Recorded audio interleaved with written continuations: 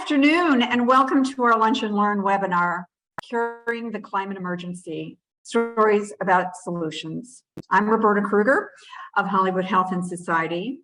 We're a program that serves as a resource to TV and screenwriters, providing them with information and access to experts on a wide variety of health and social topics. At HH&S, we understand the impact of storytelling. That's why we hold these events and offer our services so that you, the storyteller, can get the facts right and focus on creating magical, transformational stories.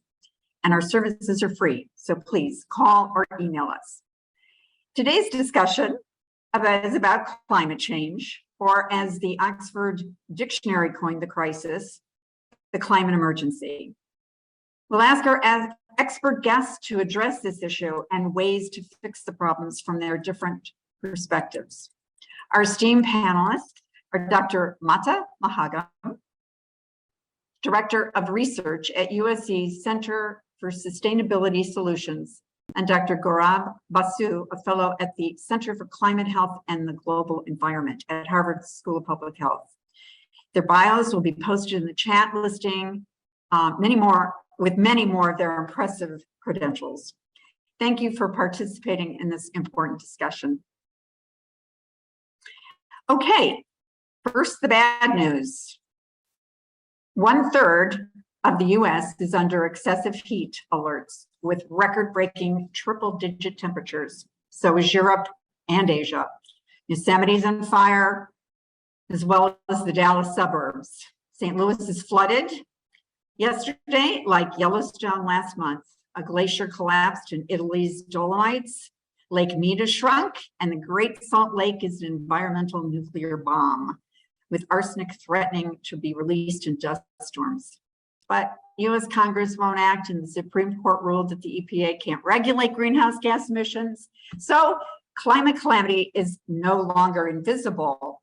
However, it is symptomatic. Let's start with your assessments of the current and the big picture situation of climate. Dr. Basu, as a physician, what's your diagnosis? Yeah, well, like many things, it's very complicated, right? And we are living in this kind of extraordinary time in which we are seeing structural shocks to our system, our society. I was one of the lead clinicians on our COVID clinical work, and so certainly are seeing the ways in which these broad public health threats are impacting us in day-to-day lives, making it very real and changing our way of life. And of course, COVID gives us a lot of lessons to be learned for climate change, and there's a lot of ways in which climate change follows the same fault lines of inequity.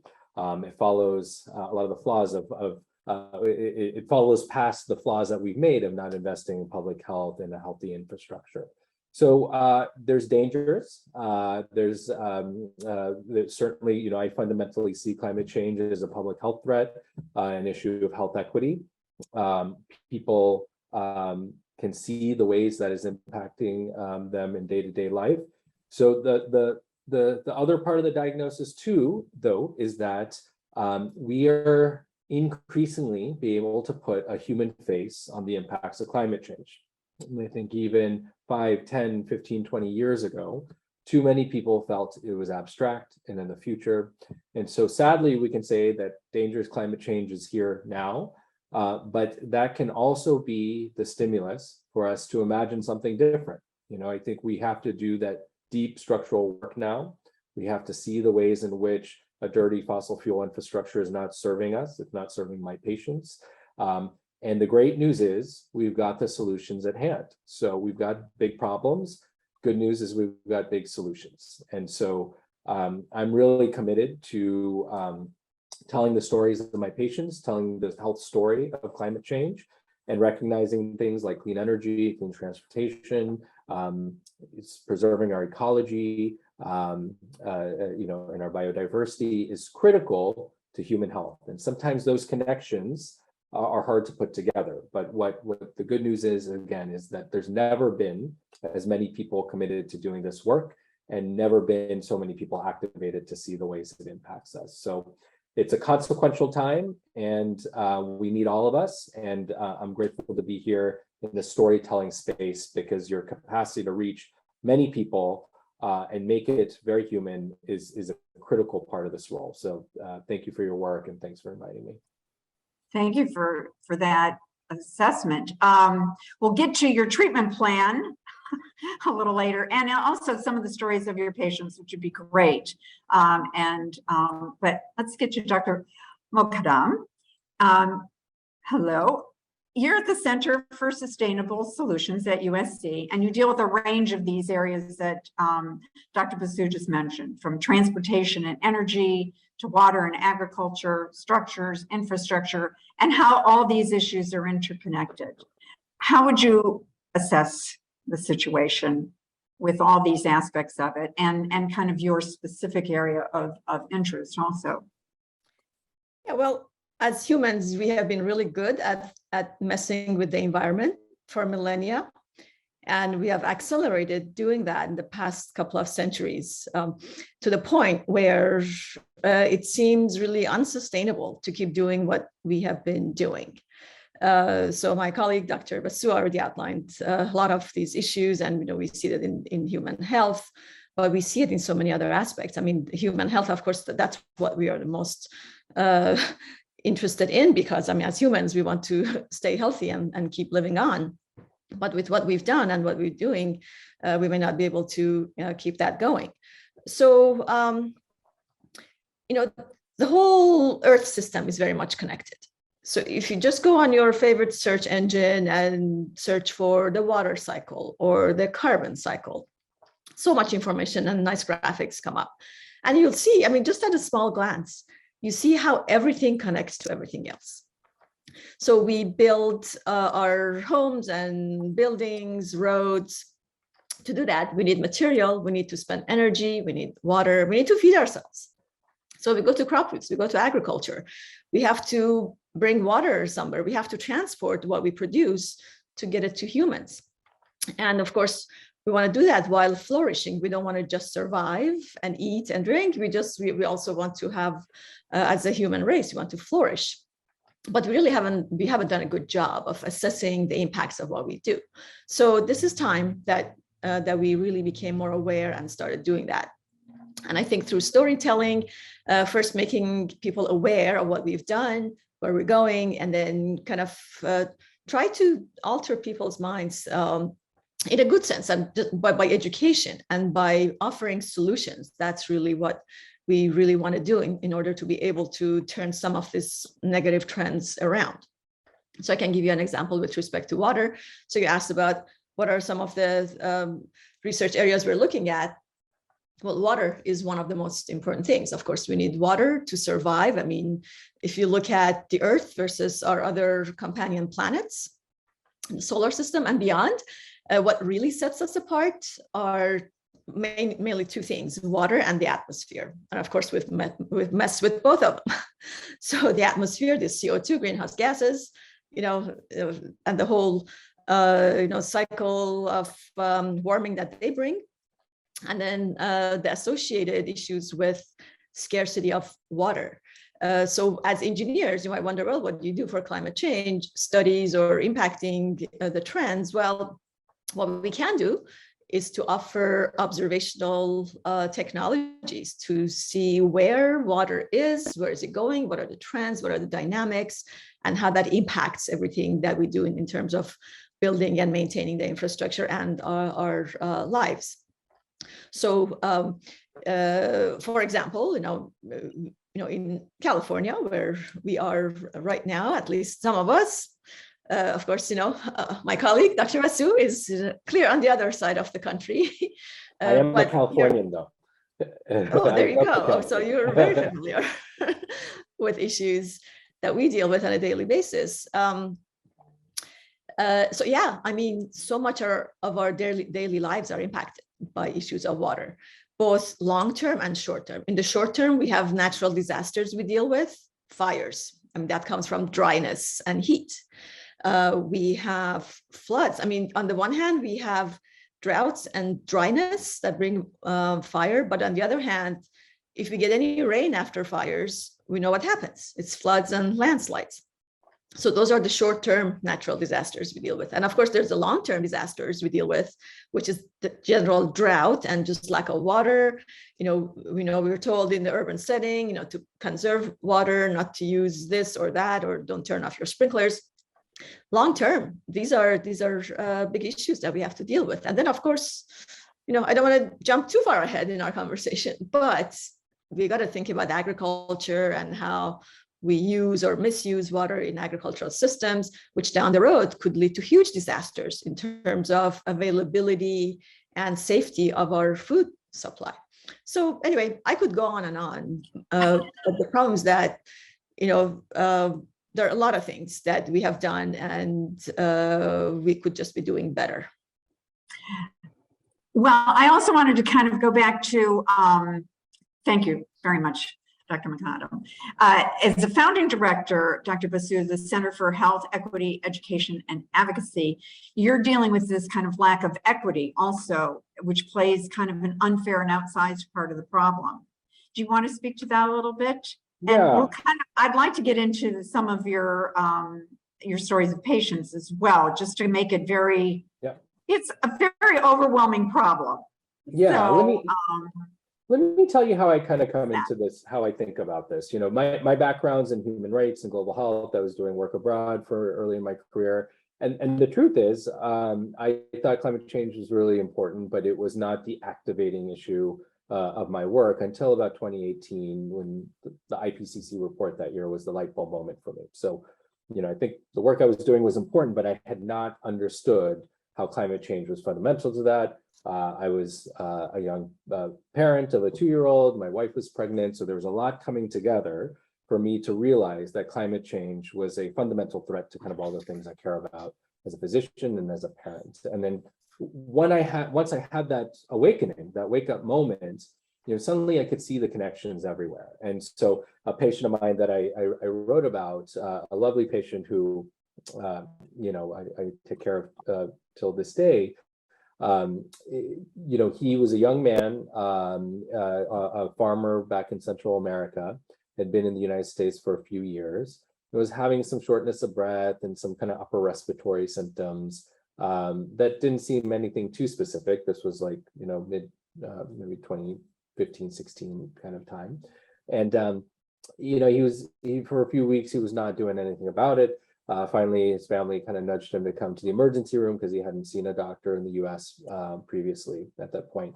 And it was a devastating evaluation. They got basic lab work and it was a stunning, kind of striking, unexpected diagnosis that he had acute on chronic renal failure. So he was young, not even 30 yet, and his kidneys were not working. So he had to kind of urgently be brought into the hospital, dialyzed, and is now on dialysis still. And so what caused this? He didn't have any chronic medical issues. He was a healthy young man. He, completely, his life got upended. And, after an extensive evaluation, there's a phenomenon in which individuals who are exposed to heat, chronic severe heat, can have a heat-triggered renal disease. And so without getting into too much of the details, if you're out in the heat, he was a farmer, right? Taking care of his community, feeding his community, he got dehydrated every day. And the blood flow, the perfusion to his kidneys were decreasing so that he was just getting nicked every day. It was like a kind of a heart attack on his kidney, you could describe it as. Day after day, the kidneys are really resilient, so you can't really tell until they really can't take it anymore. And so he was having this disease for a long time, but it was only in its very dramatic kind of end manifestation that he realized, that his kidneys were failed. And so, I think a story like that for me, there's a whole other story when he came to me in primary care clinic after that and worried about access to healthcare system, whether he'd be able to get all the care he needs. So all of these moments, in this patient's lives had so many layers in it, right? And so I think about immigrants, I think about workers, I think about how, folks who are kind of sustaining our society are out kind of putting their bodies at risk. And, we want our food, we want our construction workers to hurry up and finish their projects and all that. Then here in Boston, we just had a major heat wave last week. And I think it teaches us, and this is why I think this audience is so critical.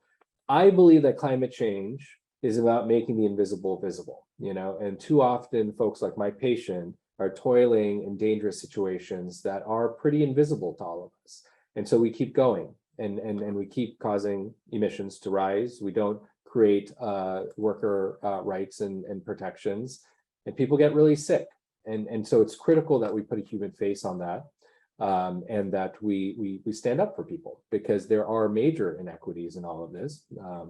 This was a story about immigration and racism and unsustainable worker conditions. They all come together. And for me, that doesn't feel like a bunch of different issues. That feels like one issue. I think climate change is fundamentally about us taking care of each other. It's about us having right relationship with the earth, each other, future generations. And I think climate change is because there's a lot of brokenness in that. We have lost connection to nature. We've lost connection to each other. We have lost our sense of responsibility to future generations. And I think there's no way to shy away from that deeper work. I think that everything that we're describing here, my colleague describing, these are major shocks, about our food and water, the foundations of us living here on Earth. I think we can do it all. I think we can turn course. The great news is there's so many ways we can do things differently, but we've got to have the willpower. We've got to have the political will to do this stuff. And that's why I think health is so important, is it really makes it human. I'll just mention, if it's of use, that, I think of climate change impacting 9 different, I can show a slide later if it's useful, but let me just list them for now.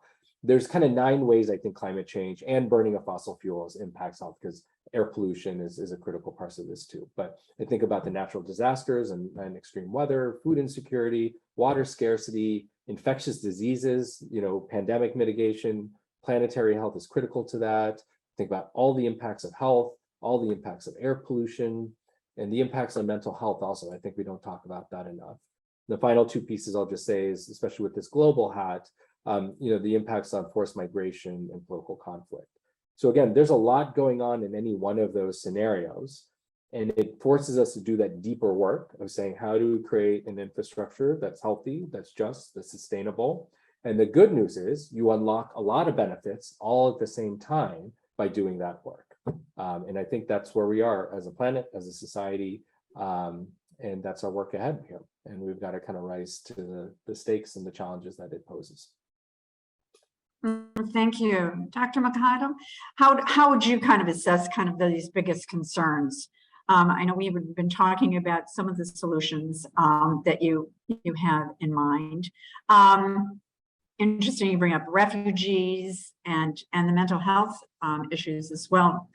But what do you think are kind of the biggest issues that we might want to be concerned with? And the next question I want to get into is really kind of how overwhelming it all is, and what people, normal people can do.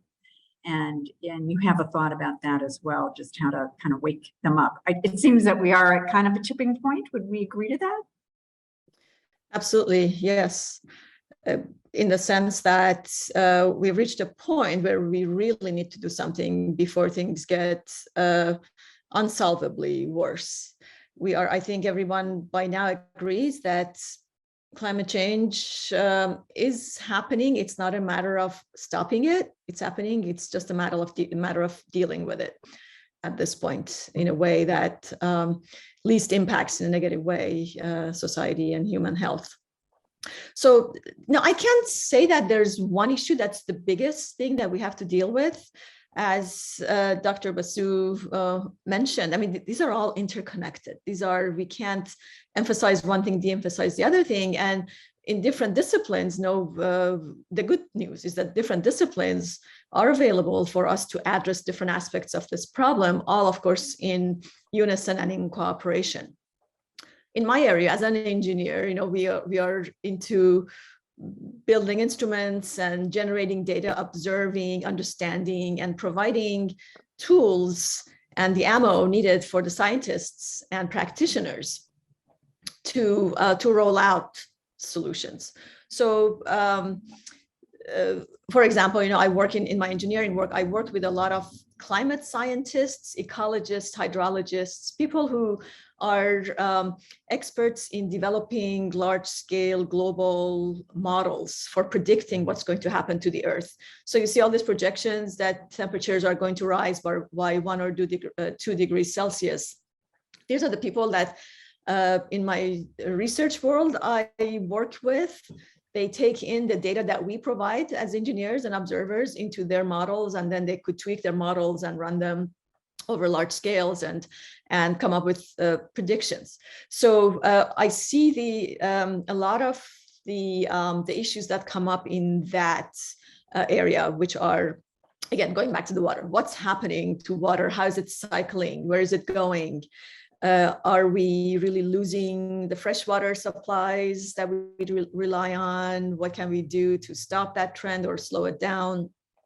And all of this, again, goes back to human health. All of this comes back, circles back and impacts us as people in the ways that, my colleague has already spoken about. So I can give you some numbers in terms of water that are,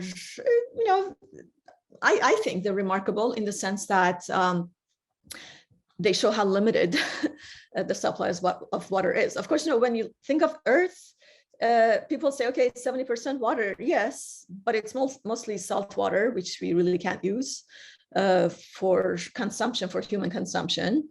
And it turns out that only 2.5% of that amount of water is fresh water over the globe. Of that 2.5%, I know there's like a bunch of numbers here, but just think about the scale. This is like a tiny bit of the whole is fresh water. Of that, about 2/3 are in ice caps and glaciers. So it's frozen water. Okay. Now, think about that 2/3 that's frozen water. You hear a lot of stories about ice sheets and glaciers melting. Very true. It's happening at a very alarming rate. What does that mean? It means that the fresh water is melting, going into the ocean. So we're really losing. So that's one of the things. We're losing that much fresh water, in addition to sea level rise and the whole negative feedbacks into climate. But the practical aspect, top importance, we're losing fresh water. And then we have another about 30%. So think about the original 2.5% fresh water. Of that, 2/3 glaciers. 1/3, almost 1/3, is in groundwater. So it's hidden under the surface, very difficult access. And then what we usually picture as freshwater, which is lakes and rivers, just nice, no flowy water, no waterfalls, that is only about a little bit over 1% of the entire amount of fresh water. So it's 1% of 2.5%. So it's very, very small water, that amount of water that we actually have ready access to. And if that is dwindling, if you're not getting precipitation, if rain is not coming, what happens? Well, farmers, others who need water, go and start extracting water from the ground, which has its own negative impacts. So it results in ruining the ground, subsiding the ground, and then that's also a very limited supply. It's going to be used and it will go away. Some of it might circle back, but not all of it. So we're dealing with a very scarce resource and we're not really managing it well. And again, considering that water is the thing, well, oxygen and water are the two things that we need to survive. And if you're ruining one of them, then, that's not good news. But the good news is that through tools that we can and are developing, but we need to accelerate the development of such tools and solutions, there's a way. I mean, it's not doom and gloom entirely. It will be if we don't do anything about it. But there are really clever, really fun, really great solutions that we can come up with. That's interesting. We just got a question that came up and it said, what promising synthetic biology or geoengineering solutions are being worked on? And we can get into that question if you want to answer it now or you want to think about it. I think what people also, I want to get into the solutions part before we go to the rest of the questions, but, and so everybody who's listening, please be sure to add questions into the chat room. I think people also, what you're talking about are very big things, agriculture. And I think you had suggested, for instance, that there's a finite amount of this water, and it may have a limited time span, and that it really will impact food and, agriculture, and then Absolutely. just even the food we eat, not only the water for the, the guy working who's getting dehydrated, but yeah, right. And, again, thinking about proportions of what we're doing and where. So in a place like LA or California in general, where there is, drought to the state of an emergency, we are told in the cities that we should conserve water, and we absolutely should. And people are more or less pretty good about it. So yeah, we have water conserving faucets and flushes, and we're not watering the lawns as often anymore. So there are all kinds of urban scale water conservation. But consider this, nationally and even worldwide, I think the latest statistics are somewhere between 70 and 80% of the entire water usage is actually in agriculture. So in the Central Valley of California, if you consider how much water agriculture in California uses versus the urban use, it's about 80% agriculture, of course, plus minus a few percent, but it's many times more water used in agriculture than in the cities. So we could conserve all we want in the cities, and again, we should, unless we address the rural communities and the agriculture problem, we really have not made a big dent in this problem. And again, that's where the technologies come in. That's where this future forward-looking scenarios are going to be really, really important. And of course, the rural communities really kind of fall back to Gaurab, my colleague, Dr. Basu was addressing here, that it's not just one problem. Water is a huge problem, but also it goes to equity. When we address this issue, that the urban, rural, the continuum, that the issue of or the umbrella of climate change in that context, I think then we can unravel so many different areas that we can tackle in terms of solutions, whether it's the water, whether it's the agricultural practices or human health, fertilizers, chemicals, or human migration. There's so many different aspects that we can attack. And again, for this audience of writers, I think there's just such a rich area of storytelling and offering solutions and hope to people that, I think that's the way we should be looking at it, solutions and hope. Yes, that's great, because I think we want to get to the optimism, because as Dr. Basu had said, there are the tools, and we have these tools, we just kind of need the will. So I kind of want to get to the, the writers are working, are telling stories for audiences across the country, not just in California. And so we've got places that are flooding. St. Louis is flooding, right? I think it was a NASA scientist who said to me that we've hit the mark that blows out the models that the scientists have actually considered, because the amount of precipitation that happens, they can't predict what would result from that. But I want to kind of get to kind of a personal level, which you had mentioned, which is, conserving, personal use of conserving water, reducing plastic, recycling, driving electric, eating less red meat. All these things have a great impact, but people feel like it's a drop in the bucket, and they really want to know what to do, and they want to know what will make a difference. Someone said to me, what does one person do that can make a difference? And I wonder if you have kind of a thought about that. Maybe storytellers love to have eco terrorists being the culprits, but I don't really think that's the issue here. Yeah, this is the way I think about it. I mean, when I hear about all Dr. Moghadam's work, there's no way I could ever do any of that modeling, any of that engineering, any of those solutions, right? And it can feel daunting that these foundations of our society are at risk, right?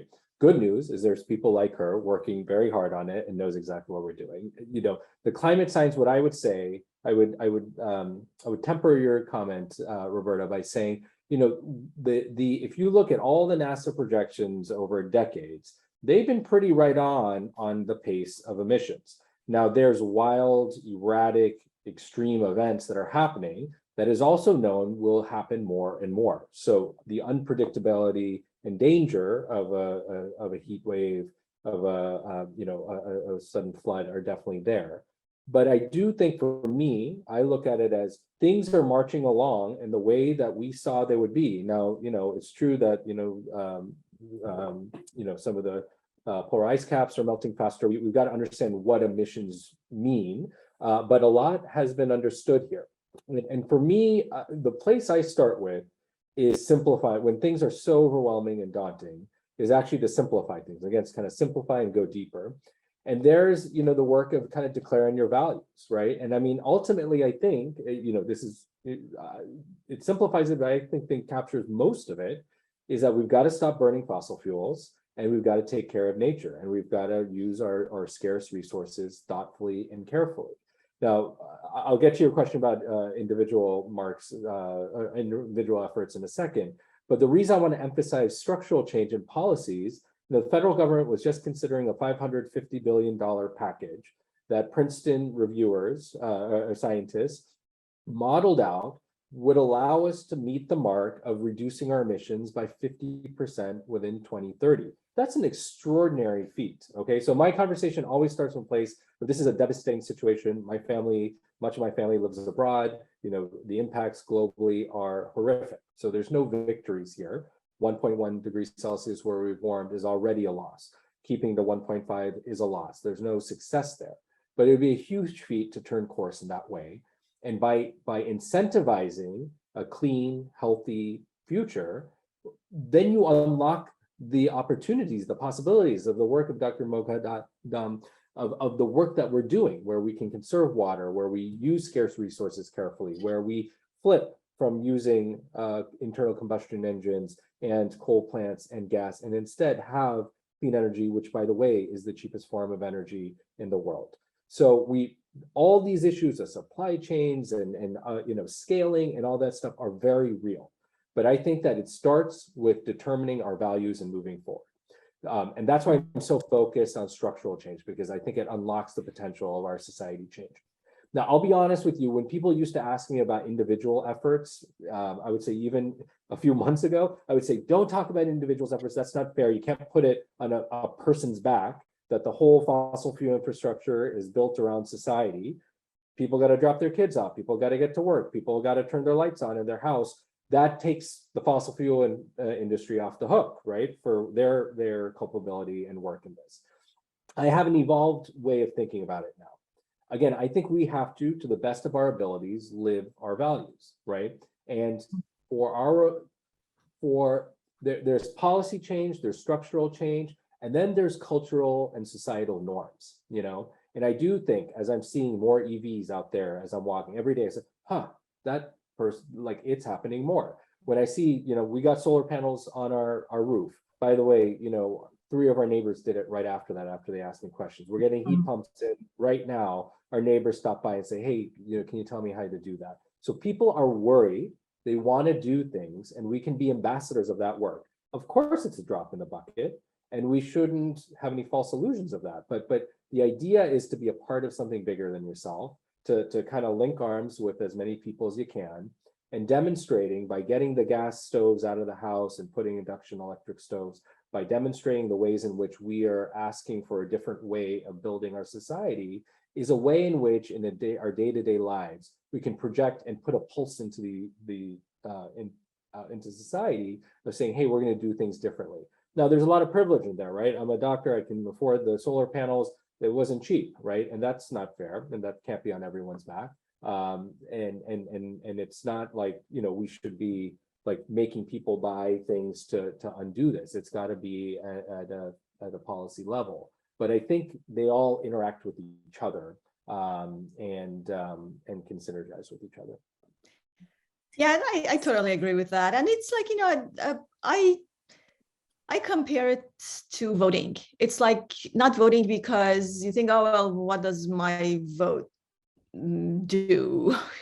But if everyone starts thinking like that, then no one votes. And then the side that you don't want to win may win, whichever side you're on.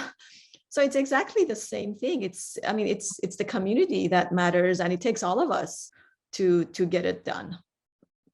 Yeah, absolutely. That's great. Now, let's get to these kind of positive. Do you feel any optimism? And if you do you think that we have several questions, so I want to get to them. So this will be the last question we're going to kind of do formally. But do you think the technology and innovation is the path to solution for these big issues? I mean, obviously policy is, and voting, as you say, is very key to that. But you're an engineer, Dr. McAdam, and do you think that technology is going to get us out of this crisis? I think it's a big part of it, and not that I'm just biased, towards technology, sure, but I do think that a lot of the solutions are via advancing science and technology, which includes healthcare and medicine. But going back to the point that Dr. Basu made, also policy is very important. I mean, we could create the most wonderful technological solutions, but unless they're adopted, they're going to be worthless. I mean, solar panels, think about who developed solar panels. Engineers did. Advancements in solar technology or wind technology or low carbon emission technology, that's really, that's in the engineering world. We talk about putting solar panels or switching to solar energy, for example, or wind energy. Think about what happens if we don't have any new innovations in that area, but that itself is not sustainable. Solar panels, to manufacture solar panels, actually we spend a lot of energy, which come oftentimes from coal or other fossil fuels. So it's not like we are really net zero. We're really not, even if we switch completely to the current version of solar energy. We need to advance the back end of the technologies as well. Another example, how many of us use these cell phones all the time? Probably all of us. How many times a week do you plug this in to get charged? At least once a day, and that's what my old phone used to need to be charged 3 times a day. But so we plug it in, and these are very high power consuming. We're on computers, we're using energy, as we speak. So it has to come from somewhere, even if it's solar, down the road, it comes from some fossil fuel origin at scale. So again, even at the finest scale, the finest granule, we really are looking at technology advancements. Well, you had a very, excuse me, go ahead, Dr. I just want to emphasize, this is fundamentally a science and technology issue, right? In so many ways. But there's nothing the costs of wind and solar and renewables and batteries are exploding in a way that we never thought possible even 5-10 years ago, right? There's not some magical thing that happened, like all of it. It was because of investment. It was because of interest. It was because we were recruiting scientists to get into this work. There's nothing, about like 5 years ago that like, okay, now we can turn course on some of these technological advances. Right. Like technology follows a determination to make that technology, right? Could have done that 20 years ago. We actually could have, right? And it's hard at the beginning and you keep going. Right. And so again, that's where the willpower determination locks foot in step with technology is, I get to sit here and know that Dr. McAdam is working on this and feel reassured that brilliant folks know how to push that forward. Just like our phones get so fancy every year, I have a trust that we're going to continue to improve technology because of the extraordinary innovation and brilliance of scientists who are able to do it. But it's that investment, it's that commitment to saying we have to do it this way. And that's why I think it's important to say we are committed to decreasing emissions by 50% in 10 years. We are committed to ending the internal combustion engine by this date, because that unlocks the surge of activity, the surge of intellectual curiosity to work toward. We need goals, we need metrics. And we're living in this funny time in which, in a lot of ways, our ecology is falling apart. There's parts of it that are not working and won't work in the way that they used to. And we're also unlocking people's awareness, their imagination, their desire to work on this. A lot of people are joining this work in a way they never did. So it's all mixed together, and there's a real psychological toll and emotional toll to all of that. And I think we need to harness our energy, our commitment.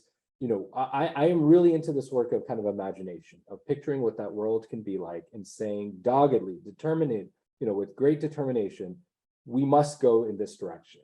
This is where we must go.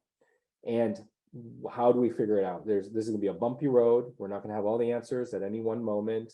We're changing a fundamental foundation of our world and the way we move, the way that we energize our system, the way we eat, everything, right? And that takes commitment, and there might be some sacrifices along the way.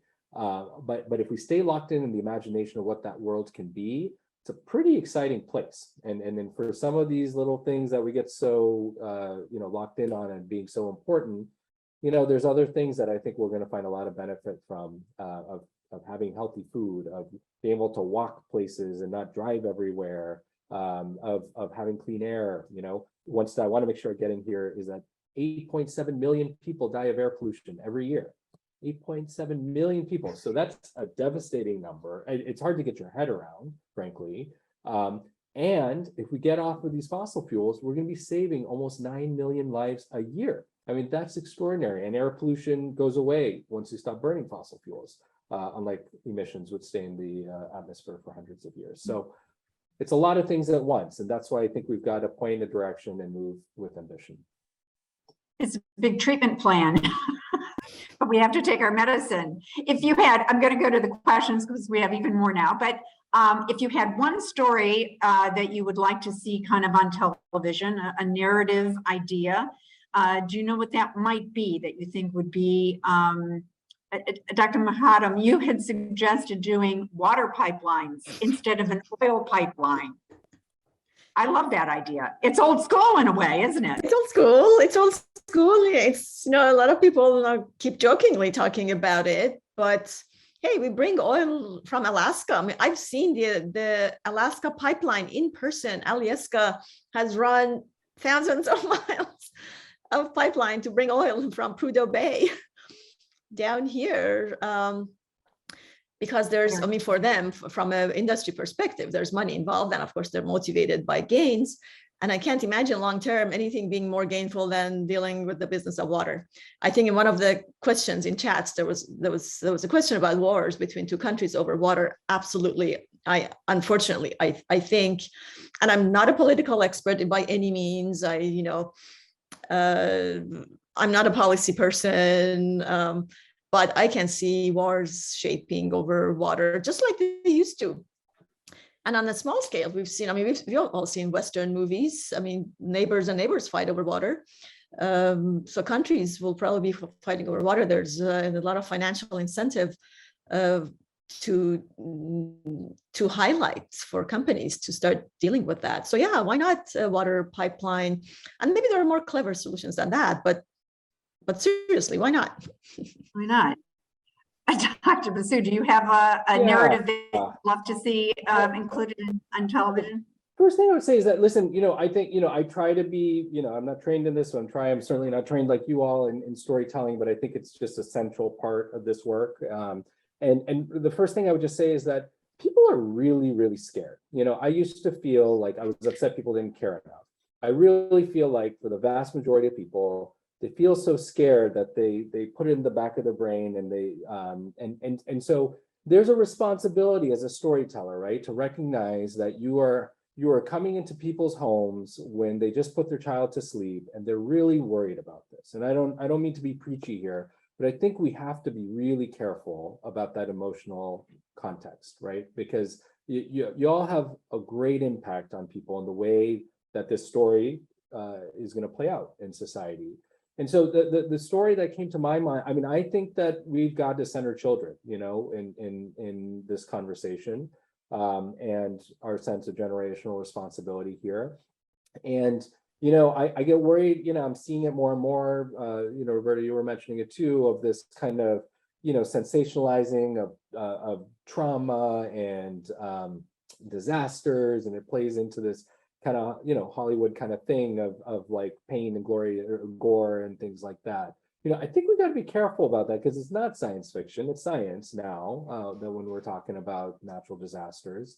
And I think we've got to, again, I think it's pretty potent, and I'd watch it, by the way, to be telling stories about how we do this right, you know, and how we unlock the ability for people to live better lives, you know. And I think you'll bring people into this work. I think you will help save this planet by creating a picture of what this could be. And so that's where I go to children. I mean, there's an extraordinary, I mean, this youth movement around the globe has completely changed the story, right? It has galvanized the UN. It has changed the conversation in the United States. We fell devastatingly short, one vote short of having profound transformative policy. And at the same time, California right now is considering really important legislation. Massachusetts just passed something at the State House that's at the governor's desk. These state bills are critical and so important. And so major policy that was not thought to be possible before is happening. We've got to, like, I really think the youth movement has been a big part of changing the conversation. It was one of the biggest voting issues in 2020. And that kind of stuff was not possible. Some of the state bills I didn't think was possible in 2018 are already passed now. And so I am into collective action. And I think if we can paint stories of our youth coming together and explaining why this matters so much and making progress, that would be really valuable. Yeah, actually, I really get excited about possibility of involving youth. So absolutely, I think this is really, really important. And from a script writing perspective, this is something, Roberta, I've mentioned to you before, that, I mean, I can totally see a series or a movie with main characters being young people in rural areas. I mean, you see a lot of it right now. If, you know, you turn on the random TV show, probably a lot of young people sitting in fancy places by a pool, and, you know, just, you know, wearing fancy clothing, lots of makeup, and, you know, lots of, again, fancy things, very city type things. But if we can start glorifying them, you know, the youth who live or could be living in rural areas, in water deprived areas, and coming up with really fun, you know, science, not fiction, but sciencey solutions to solve health issues, water issues, you know, agriculture issues. I mean, why not? We should, can we make attempts at making that part of society or that aspect of life cool, instead of just flashy city life? That's, I mean, that's the next generation. If you can make them aware that the coolness really comes from solving these problems, I think, as opposed to just being users, I think that would be a huge impact. That's fantastic. Speaking of technological problems, I had just had one. So thank you for these great ideas. I have a few questions I want to get to here. These are really just excellent ideas. There are a couple questions about what specific technologies. There are policies. Some of the people have asked about the policies that need to be done. So Indira is asking, what specific policy do you think would solve the problem? What's the overall plan that would have to be put into action? That's a big one. Also kind of, there are a couple questions about animals. So I want to get to that. And one question that you might be able to answer also, Dr. Mahagam, is what about vertical farming? And is that a possibility of decreasing water use? And and mitigating against climate change? Potentially, yes. And I'm not an agriculture expert, but I think, to the extent that it can be made scalable, it could be a solution. I think it's been shown in small scale that it's a good solution. But the question is, can we feed the nation or the world by doing that? And hopefully the answer is yes. And then the next question is, how do we do that? And we go back to developing technologies to make that happen. I don't think anyone knows what the answer is right now, but the real answer is, let's get our, I want to come back to your policy, some of the policy questions. Yeah. Also, the way that we could do it, first of all, it's not going to happen overnight. It's not going to happen next year or 2 years from now. We're looking at, a decade or two probably, but that's okay. If you could do something by 2040, that's still good. It's better than later or none at all. But anyway, it's basically raising awareness, putting a series, not just one policy, a series of policies, making sure that our governments and our industry are investing in the right type of solution making that will make it possible. It's a collective. It's a collective effort. Now, Dr. Basu, we have a question here from Barbara. How does the crisis affect our first responders, the EMT people, the firefighters, and physicians? And how can we build stories about solutions with characters like this? Well, we cannot treat climate change in the clinic. We can't treat climate change in the hospital. COVID, again, was a real way to see this. We cannot let so many people get sick that they're very sick and need to come to the hospital. That didn't work for COVID. That's not going to work for this. We've got to be preventative, and there's this thing in public health where, I do public health work. I'm in medicine also. Public health people get annoyed at the medicine people because there's this savior thing, right? The doctor does the surgery and the doctor saves the day. Public health, the whole idea is that you put stuff in place so people are out of harm's way in the first place. That is what we should be doing. And, I think that I will say, my center, the center that I co-direct, the idea is that doctors, nurses, social workers hear all these stories, we take care of patients, and we see the ways in which structural change needs to be made.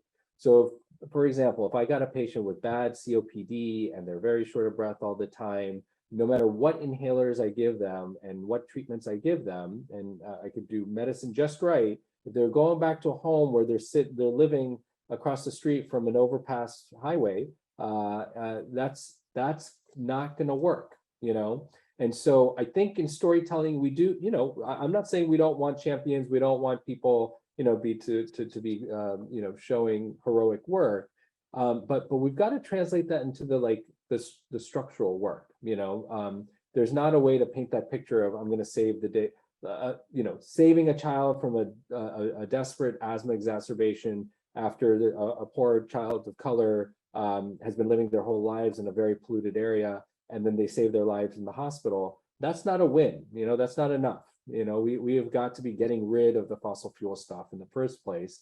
And again, to this collective action, I really think the inspiration comes from people being hurt, upset, scared about the ways that health is getting impacted, and coming together to create collective action, and to get this stuff out of the place in the first place. So, I think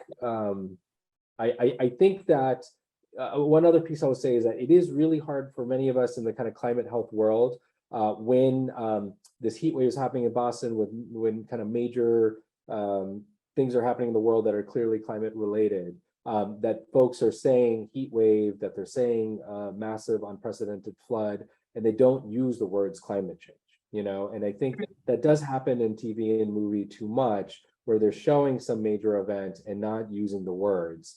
And that's really important. People get it now. And sadly, there's attribution studies now where, the Pacific Northwest last year, when we were having that dangerous heat wave, science can now say that was because of climate change. usually what we say is things are made more likely, or this is going to happen more often because of climate change. You can't say a specific event. Things are getting so extreme in some situations that we can even say more than that. And we got to say the words, as we're painting the picture. Yeah, I hear actually that the weather reporters are actually the ones that are they're the people that people trust, and they're on board now. So, Yep. and speaking of the mental health, I understand that one of the solutions to dealing with the anxiety one feels about climate change is to go into action and do something, do anything, personally as well as collectively. Yeah. We have one more question here that's we have a few questions, but we'll get to one more quickly. It's a little off the topic perhaps, but it's, and I don't know if either of you can answer it, but it comes from Lynn, and she says, we're working in an endangered species TV and game project to engage a younger audience, younger generations who play games. Do you think that global climate change can have an impact on species that works with your goals? So the question is, do climate solutions improve biodiversity and species? Yeah. I'll just make one quick point and then turn it over. But one message I want to get, because I think we're still telling the story of pandemics right now. It's critical, and Harvard Sea Change, Ari Bernstein's done a lot of work on this, particularly who runs the center, that a critical part of pandemic mitigation is investing in our planet. So if we keep chopping down forests, if we keep moving closer to animals, COVID is a zoonotic disease. A study just came out that really confirms it was coming from animals, not labs. We've got to connect the dots that if we are decimating our ecology, that's going to unleash infectious diseases and spread pandemics much faster. And so vaccines and treatments are critical, but I believe central, foundational, maybe even number one is protecting our ecology so that it can prevent future pandemics. And so if there's video games and all that where people are making forests and protecting species as a way of saving the world, I'm all for that. Dr. Mercado? I agree. Yeah. Yes, in terms of biodiversity, we've seen the impacts. We've seen certain species being endangered, eliminated, and certain other species invading instead. So there's clear implications and the clear outcomes we've already seen in terms of biodiversity, and that if we can do things to reverse it or at least slow it down, yes. So the short answer to that question is yes. Yeah, just this week, right? The monarch butterfly just went on to the endangered species. Well, thank you. I wish we had more time. If any of the questions haven't been answered, please contact us and we'll be able to get you answers from our experts here. We thank you so much for joining in this really spirited conversation. It could go on for hours, I think, but it was very informative and very insightful. And we thank you for the great work that you're doing on this. Thanks everyone for attending. Before you jump off, please let us know your thoughts by taking the survey that will pop up at the end of the webinar.